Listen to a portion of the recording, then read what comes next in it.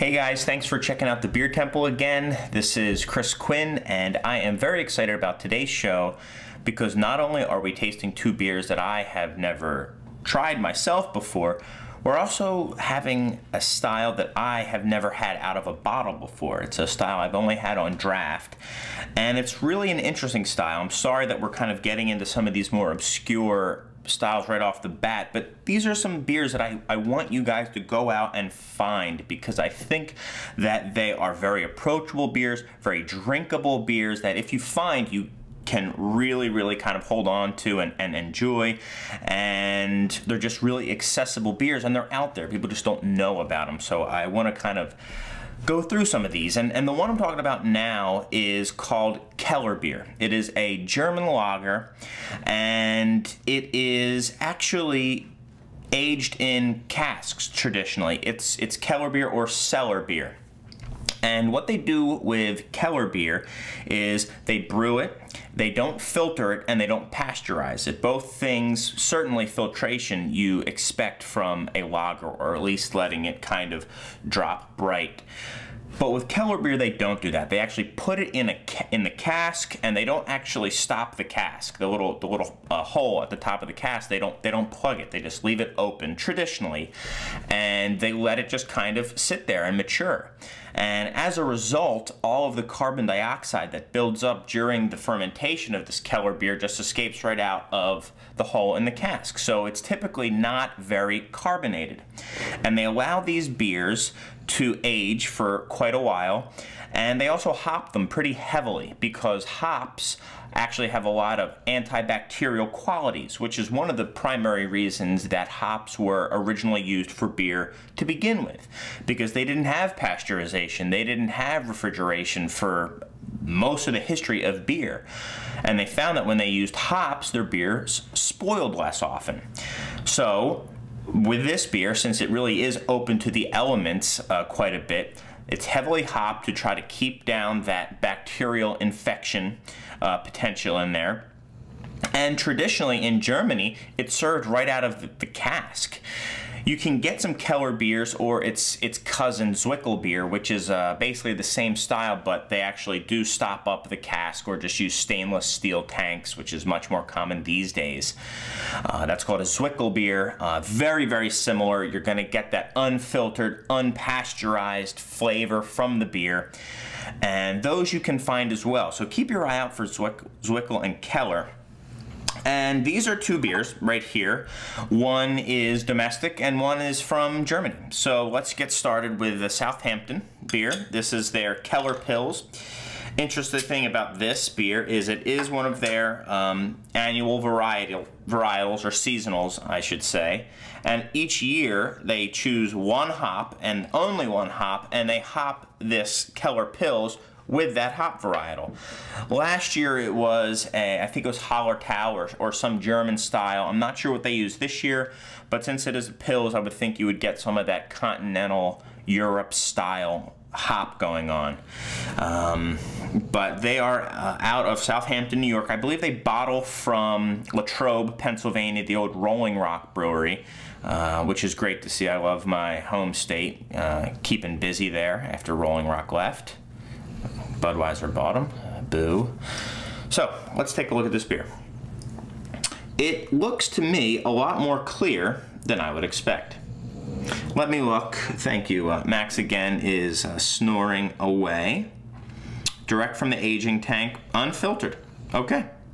Gently carbonated. So you'll see not a lot of head because it's just a gently carbonated beer.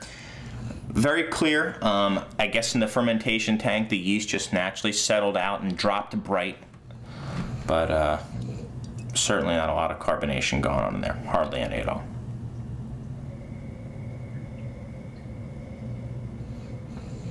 All right, you're getting a lot of really nice toasty malt here. And I am getting that continental style hop. I would, think it could easily be Hallertau again had I not known better that they change it up every year, but similar to me. Nice bready flavor, just kind of fresh baked bread.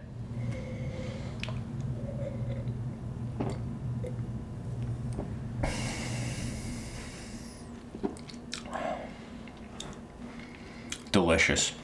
Delicious beer. I'm really, really impressed with this Keller Pils. Just what a great bready quality to it. Well hopped. Certainly not out of balance. The malt, I think, really is the player here, and the hops are playing a complementary role. Just a tiny bit of bitterness on the back end, which is very nice. Nice way to finish it off. The low carbonation really, really makes it very drinkable as well.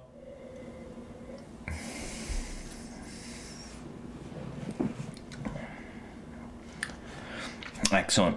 And along with that lingering bitterness, you're getting both the hop and the malt, which is the sign to me of a well-balanced beer. I've never had this beer before. That's going to change. This is a good beer. This is a beer that you can also find somewhat easily around the country, and I recommend you do. I'm going to give this beer a 93. This is a really, really solid beer. Wonderful bready quality. I mean, this is an excellent example of a lager, excellent example of a Keller beer, really. And I'm just so happy that they're making such a great one here in the States. So, hey, first Keller beer I ever had out of the bottle, and a success. Let's see if the Germans can stack up. This is the Keller Brau from Monshoff. It is, I think it's one of the brands from Kulmbacher in Germany. Interesting story I just found out while checking out their website is it's called Keller Brau. In Germany it's called Keller Beer, but apparently you can't use the word beer in Texas unless it comes in a 12-ounce bottle, which is okay, Texas. How you doing down there? Anyway, got the flip top here. Oh, there you go. All you home brewers probably know these bottle styles well because you can reuse them. Grolsch is probably the most famous of these flip top bottles. And let's see, again, this is going to be an unfiltered, unpasteurized beer. Okay, notice how much darker this one is. Completely keeping to the style. Okay, these beers can be quite big, quite bold, and they're aged for quite a while, so I wouldn't be surprised if they picked up some color from the casks as well. Maybe, maybe not, I don't know. So, very nice amber. It's really a brown color. Brownish amber, kind of almost to the copper level. A little bit more carbonation than the Southampton. Let's take a sniff. Much more roasted malt here, a lot more caramelization going on. Wonderful, clean, malty profile here. Much darker though, more along the lines of what you would expect from a German Dunkel, or maybe even a Bock beer, something along those lines. But very clean, you're not getting really any fruitiness or any ale qualities from this beer. And I'm not getting much hop either. Maybe it's because they age it, you know, some of those, that hop will fall out.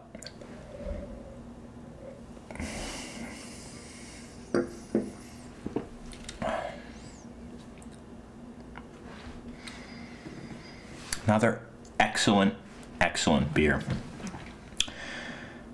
Very different beer. This beer is much darker, much fuller, more rounded. It's got a lot of those caramely.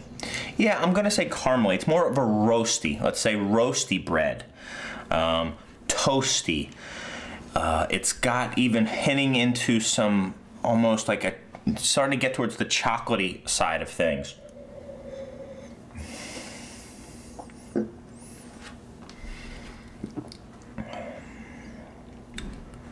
Just leaves the mouth with just a wonderful chocolatey quality to it. Really nice roast, very clean beer, low carbonation as well. I'm not getting a ton of hops, maybe not a lot of bitterness either. Maybe just a hint of some noble hop in there.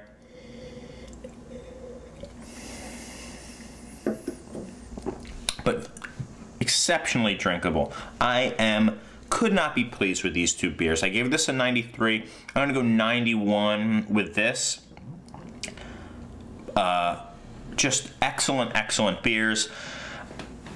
I'm really kind of speechless. Go out and find yourself some bottled Keller beer. I'm gonna kind of go on my own hunt and try to find some more. One of the more accessible Zwickel beers you may find on tap is from Stiegl. They have a Zwickel called Paracelsus, which I love. Zwickel beers are going to tend to be a little bit lighter than a Keller beer. But go find this beer, guys. It is a really awesome alternative to just the standard Pilsner or even an IPA. It's a great drinker. It's a super accessible beer. Do yourselves a favor and find a Keller beer. These two are really, really excellent examples of that. Let me know what you guys think. Let me know if there's any other Keller beers that you guys have had. Sorry, like I said, about doing some of these more obscure styles, but I think you guys will be rewarded if you go out and try to find some of these. But I will be kind of getting into some more accessible beers as well. If there's any styles that you want me to hit on or have any questions about, or questions about some of these Keller beers or the style, please let me know. Throw a comment on the website or on Facebook. I think you guys know that we're up there. Thanks again for the reviews. If you have been watching the show and like it, hey, please, by all means, go to iTunes and give us a rating. That really means a lot to us, and it keeps us kind of up there in the ratings, which is just awesome. But I think that's about it. Thanks again. Two awesome Keller beers, one from Kombacher, the Monschaft Keller Brau, the other from Southampton, they're Keller Pills. See you later.